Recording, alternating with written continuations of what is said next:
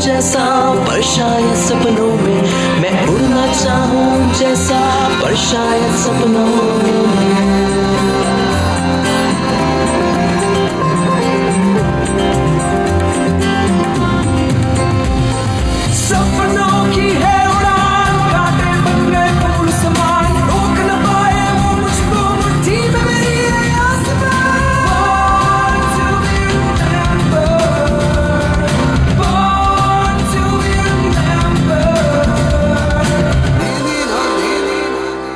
दोस्तों, क्या आपको पता है कि मंगल ग्रह पर अभी तक कोई भी अंतरिक्ष यात्री क्यों नहीं जा सका है, जबकि चांद और अंतरिक्ष में जाना इतना आसान हो गया है। दरअसल अंतरिक्ष में जाना जितना देखने में आसान लगता है, हकीकत में ये उतना आसान नहीं है। और फिर मंगल यानी मार्स पर जाना तो बहुत ही मुश्किल है। इसकी एक बड़ी वजह ये भी है कि यहाँ तक पहुँचने में आज भी 6 महीने से अधिक समय लगता है। इसीलिए वैज्ञानिक मंगल के वातावरण का अध्ययन करने के लिए हमेशा से ही ऑर्बिटर और लैंडर का इस्तेमाल करते आ रहे हैं। ये लैंडर यहाँ की चट्टानों और मिट्टी आदि नमूने इकट्ठे करके जरूरी जानकारी वैज्ञानिकों तक पहुँचाते हैं। पृथ्वी से परे जीवन की तलाश में शुरू हुआ खोजों का ये सिलसिला अभी तक बदस्तूर जारी है। आज ही के दिन यानी 3 सितंबर 1976 में नासा का वाइकिंग 2 लैंडर मार्स की धरती पर उतरा था, जिसने इस ग्रह की कई तस्वीरें ली। वाइकिंग 2 नासा के वाइकिंग मिशन का दूसरा चरण था, जिसे यहाँ जीवन से जुड़े तथ्यों की तलाश करने के मकसद से धरती से रवाना किया गया था। इस मिशन का पहला लॉन्च वाइकिंग 1 के साथ 20 अगस्त 1975 को किया गया था, जबकि वाइकिंग 2 को 9 सितंबर 1975 में प्रक्षेपित किया गया था। वाइकिंग 2 333 अर्थ डेज यानी करीब 1 साल बाद मंगल ग्रह पर लैंड किया था। ये 2 हिस्सों में था। पहला इसका ऑर्बिटर था, जो मंगल के वायुमंडल में प्रवेश करने के पहले तक लैंडर से जुड़ा हुआ था, लेकिन मार्स के एटमॉस्फेयर में आते ही दोनों अलग हो गए और लैंडर ने पहले से चुनी गई साइट पर लैंड किया। इस साइट को यूटोपिया प्लेनेटिया कहते हैं और ये क्रेटर माइल क्षेत्र से 200 किलोमीटर पश्चिम की तरफ है। Nav is green for touchdown. ACS is green, 1.5 degrees per second max, 0.2 Gs. Feet per second. Touchdown, we have touchdown. We didn't know then what we know now, which is how tough it really is to land on Mars. 12:50. That is 35 minutes from now. The playback of pictures will start, as I understand it. By the time we could see 5 or 6 lines, we could actually start seeing the outline of a rock. And you saw 1 section and 2 sections and 3 sections, and you started seeing the surface of Mars, and then you knew we had done it. Lander से अलग होने के बाद orbiter लगातार मंगल के नजदीकी चित्र पृथ्वी तक भेजता रहा, जबकि लैंडर अपने यंत्रों के जरिए इस दौरान यहाँ हवा, पानी जैसे तत्वों का पता लगाने की कोशिश कर रहा था। ईंधन से परिपूर्ण इस ऑर्बिटर लैंडर की जोड़ी का वजन लगभग 3530 किलोग्राम था, जिसके अलग होने के बाद लैंडर का वजन 600 किलोग्राम और ऑर्बिटर का वजन 900 किलोग्राम था। लैंडर को मंगल के वातावरण से बचाने के लिए ही इसे बायोशील्ड में कवर करके रखा गया था। वाइकिंग मिशन के बाद नासा ने मंगल पर कई दूसरे मिशन भी शुरू किए।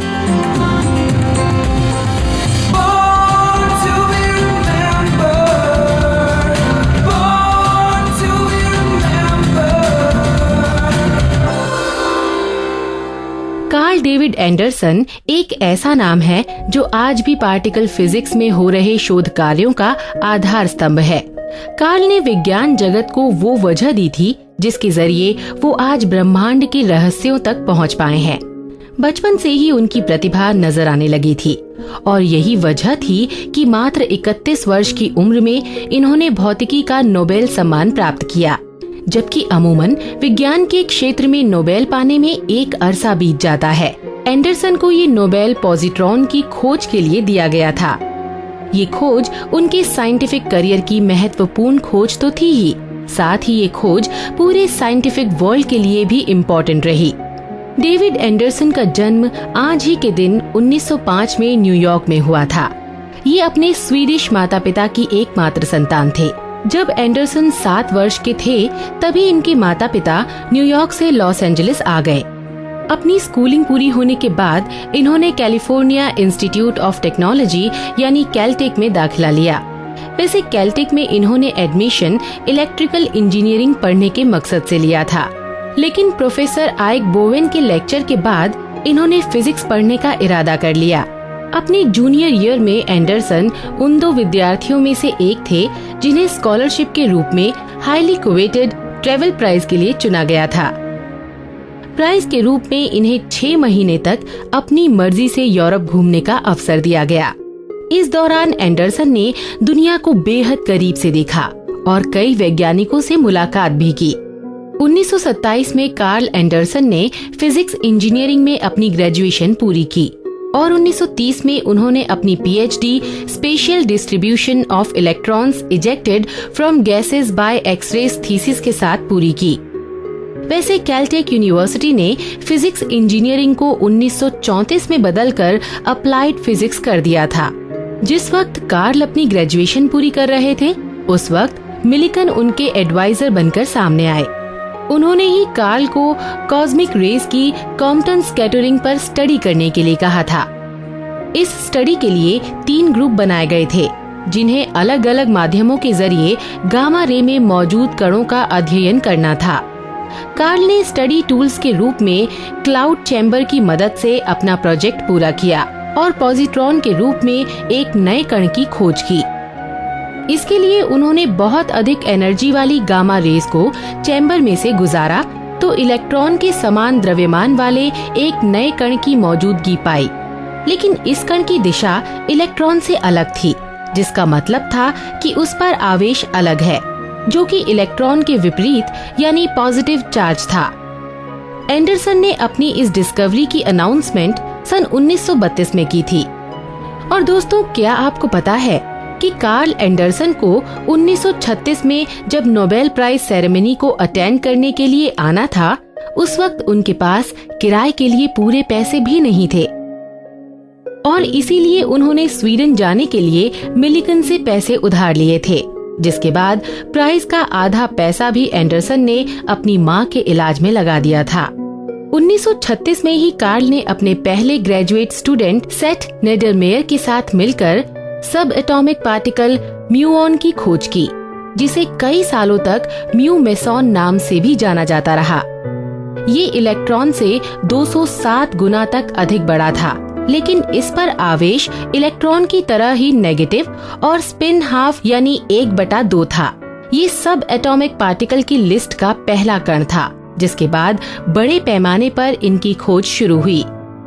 एंडरसन ने अपना पूरा प्रोफेशनल करियर कैलटेक में ही बिताया और 1970 में रिटायर हुए। द्वितीय विश्व युद्ध के दौरान कार्ल एंडरसन ने रॉकेट साइंस पर रिसर्च शुरू की और कई रॉकेट्स के निर्माण में महत्वपूर्ण भूमिका निभाई। 1950 में इन्हें American academy of arts and sciences का फेलो चुना गया।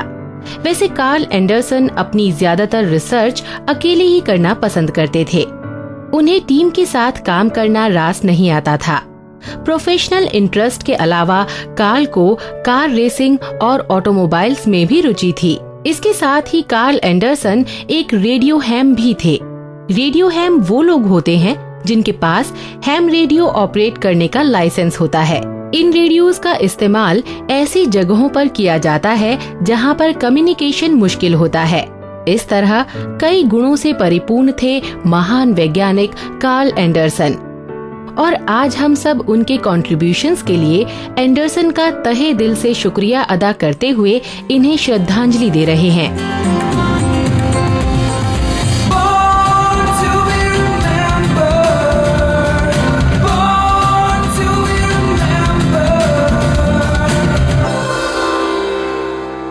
कविताओं का शौकीन हर वो शख्स होता है जो दिल में दूसरों के लिए प्यार और सम्मान रखता है, और इसीलिए कविताओं की गहराई अक्सर लोगों के दुख और सुख का जरिया बनती हैं।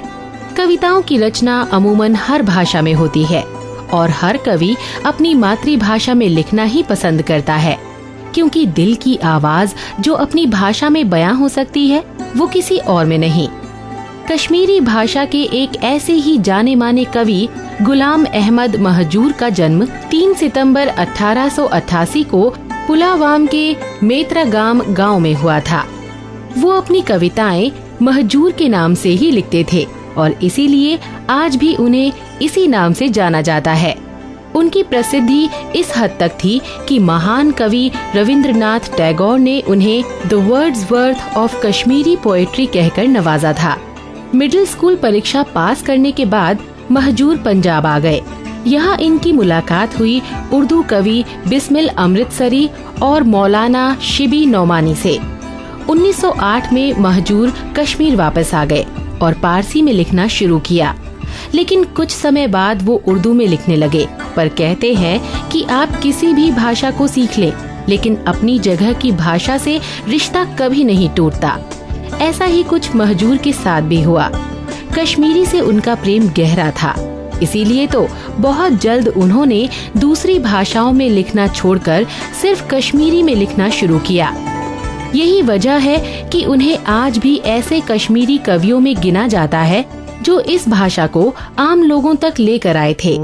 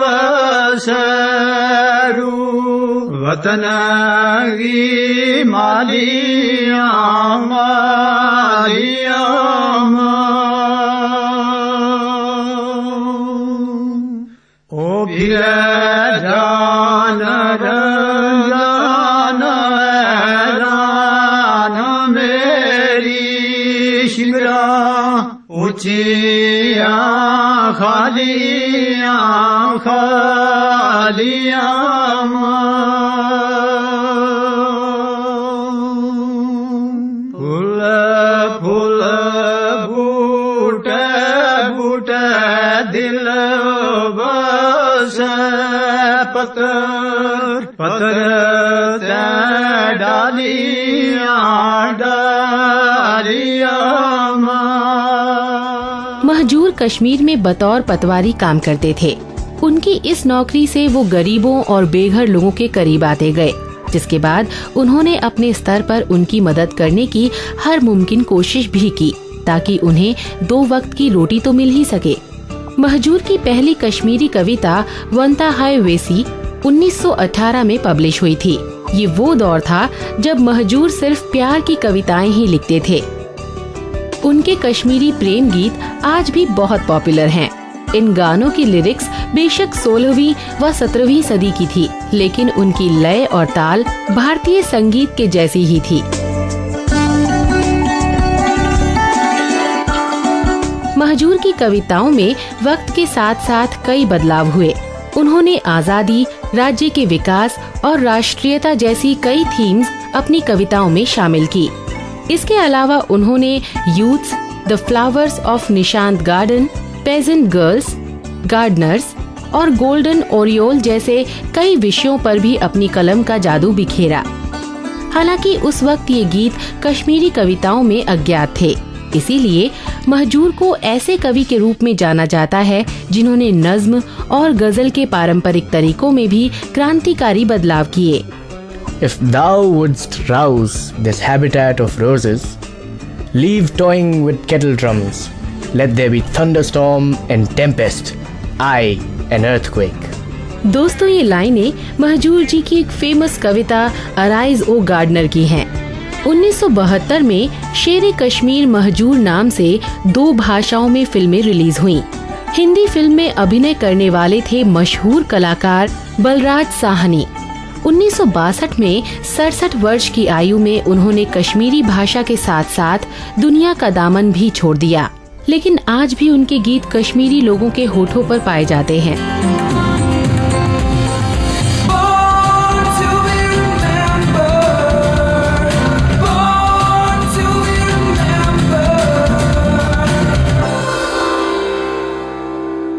दोस्तों, अगर ज्ञान सिर्फ किताबों और कॉलेजों से मिलता तो फिर तो हमारा इतिहास आधा ही रह जाता। कॉलेज और किताबें जरूरी हो सकती हैं, लेकिन अगर सीखने की चाहत हो तो कभी भी और कहीं से भी सीखा जा सकता है। आज ही के दिन 1907 में जन्मे लॉरेन आइजली भी एक ऐसे ही शख्स थे जिन्होंने जिंदगी के हर पल से सीखा, माँ बाप से, आसपास होते हुए विकास से और हर दिन बढ़ती जनसंख्या से। जिस वक्त इन्होंने दुनिया को समझना शुरू किया, चारों तरफ नए शहर बसाए जा रहे थे। 1907 से 1933 तक उनके आसपास की जनसंख्या 40,000 से बढ़कर 80,000 हो गई थी। इस वक्त बनाए गए स्कूल्स, म्यूजियम्स और लाइब्रेरीज आइजली के आगे बढ़ने में काफी मददगार साबित हुए। आइजली का परिवार शहर के एक कोने में रहता था।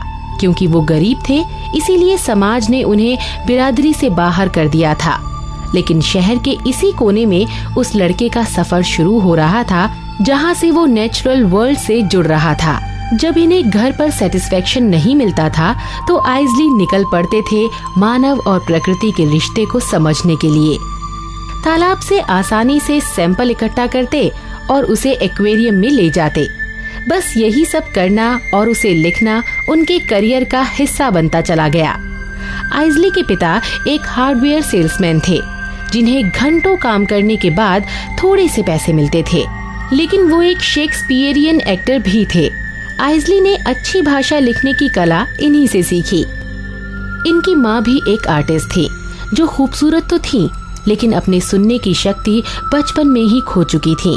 इसीलिए माँ से उनकी बात इशारों में ही होती थी और इस तरह आइजली ने माँ से साइलेंट लैंग्वेज को समझना सीखा। पर ऐसे बहुत से लोग थे जिन्होंने इनके परिवार की मदद भी की और आइजली को आगे पढ़ाने में भी। नेचुरल हिस्ट्री म्यूजियम से उनका लगाव फॉसिल्स यानी जीवाश्म की स्टडी की तरफ हुआ और पब्लिक लाइब्रेरी ने इन्हें एक जुझारू रीडर बना दिया। अपने हाई स्कूल के दौरान ही इन्होंने लिखा था कि वो एक नेचुरल राइटर बनना चाहते हैं, लेकिन घर की परिस्थितियों से परेशान होने के कारण और पिता की मौत की वजह से उन्हें स्कूल छोड़ना पड़ा और कई तरह की नौकरी करनी पड़ी। लेकिन किस्मत ने साथ दिया और वो नेब्रास्का यूनिवर्सिटी तक पहुंच सके। यहाँ पर आइजली की पढ़ाई टीबी की बीमारी के कारण 1 साल तक सही से नहीं हो पाई। फिर भी किसी तरह 1933 में इन्होंने जियोलॉजी, एंथ्रोपोलॉजी व इंग्लिश में अपनी डिग्री पूरी की। 1938 में आइजली ने शादी की, लेकिन ये एक चाइल्डलेस मैरिज थी और इनकी पत्नी ने अपनी पूरी लाइफ अपने पति के करियर के लिए डिवोट कर दी। आइजली ने अपने करियर में बतौर राइटर, साइंस एजुकेटर, टीचर और फिलोसोफर प्रसिद्धि हासिल की। 1942 में उनका पहला popular essay the Folsom mystery publish हुआ। इसके बाद कई दूसरे एसेज भी पब्लिश हुए। अपने सभी एसेज में आइजली ने हिस्ट्री ऑफ सिविलाइजेशन और नेचुरल वर्ल्ड के साथ मानवीय संबंधों के बारे में ही लिखा था। उन्होंने अपनी पूरी उम्र मानव और प्रकृति के विकास संबंध को जानने और उसे हम तक पहुंचाने में बिता दी। जब आइजली 3 साल के थे तब उनके पिता ने उन्हें आकाश में हेलीज कॉमेट की चमक दिखाई थी और कहा था कि अब तुम इसे 75 साल बाद देखना, क्योंकि तब ये नजारा एक बार फिर से आकाश में दिखाई देगा। लेकिन विडंबना कुछ ऐसी थी कि वो वक्त तो इनकी जिंदगी में आया ही नहीं और 9 जुलाई 1977 को आइजली की मौत हो गई। 70 साल के अपने इस जीवन में आइजली ने दुनिया को ऐसी विरासत दी जो अब तक हमारे जीवन और कार्यों को आसान बना रही है। उनकी उपलब्धियों को देखते हुए आइजली को 36 ऑनरेरी डिग्रीज प्रदान की गई थी। इसके अलावा वो बहुत से विश्वविद्यालयों में बतौर विजिटिंग प्रोफेसर बुलाए जाते रहे। 3 सितंबर 2007 में आइजली के जन्मदिन की 100वीं वर्षगांठ मनाई गई थी और आज हमारी पूरी टीम आइजली को सलाम कर रही है।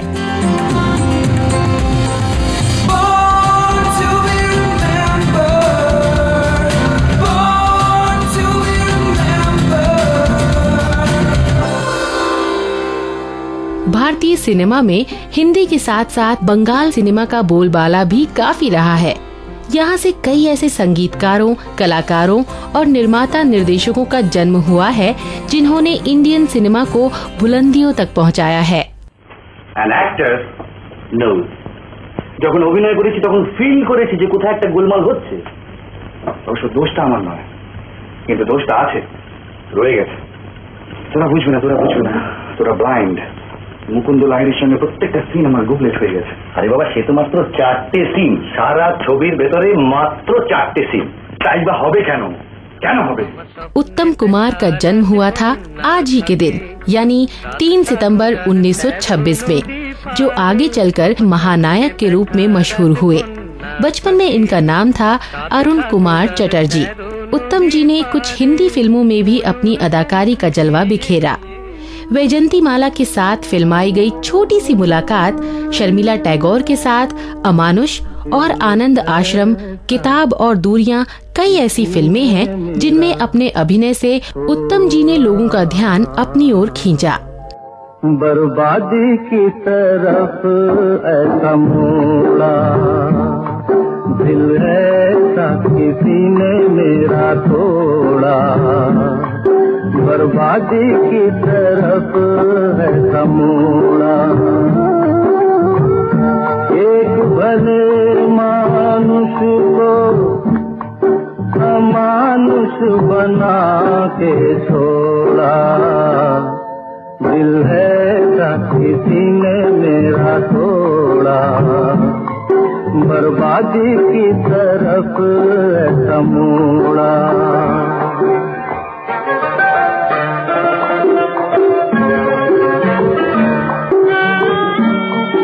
कोलकाता यूनिवर्सिटी से अपनी उच्च शिक्षा प्राप्त करने के बाद इन्होंने कोलकाता पोर्ट पर बतौर क्लर्क काम करना शुरू कर दिया।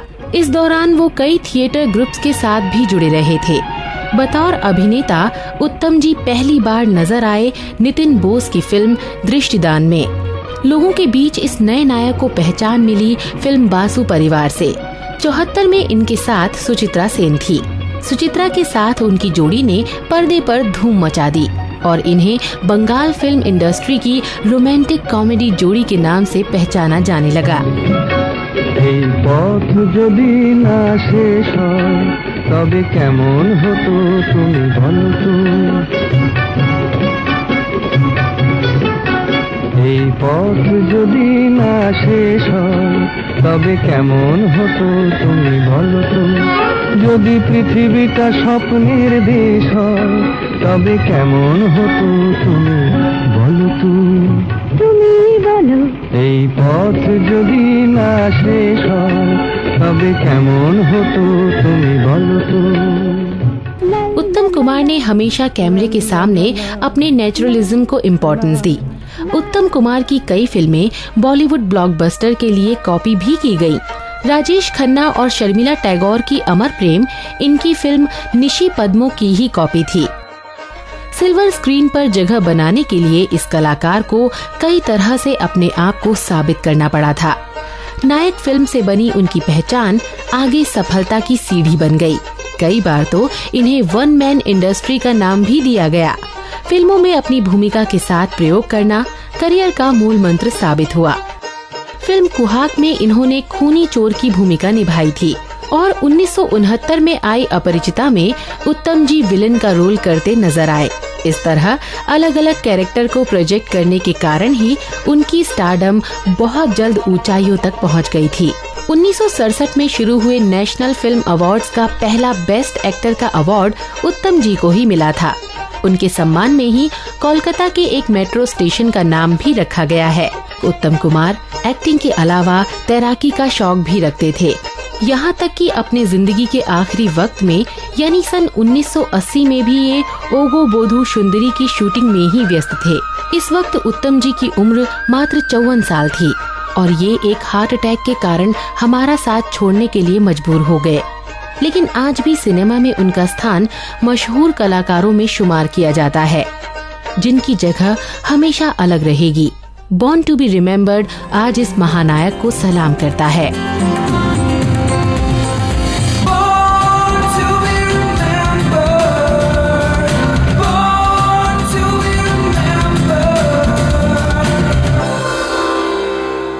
और अब बबीता आपसे लेती है यहीं पर इजाजत। अपना ख्याल रखिएगा। नमस्कार। मैं बनना चाहूँ जैसा पर शायद सपनों में, मैं उड़ना चाहूँ जैसा पर शायद सपनों में।